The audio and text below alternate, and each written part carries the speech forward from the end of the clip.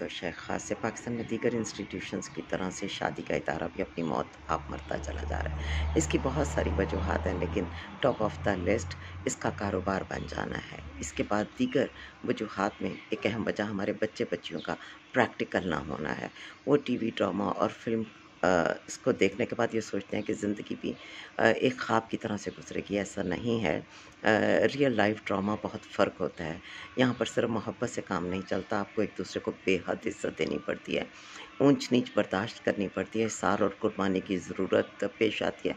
बहुत सारे ख्वाब टूटते हैं, उनकी कच्चियों को दोबारा समेटना पड़ता है, जोड़ना पड़ता है और फिर उनसे काम चलाना भी पड़ता है। अगर हम ज़िंदगी को थोड़ा-सा प्रैक्टिकल होके सोचें, बहुत सारे ख्वाब देखें ज़रूर, मगर हर लम्हा ये ना सोचें कि दूसरे इसकी ताबीर लेकर हमारे सामने हाज़िर होंगे, तो ये रिश्ता बच सकता है।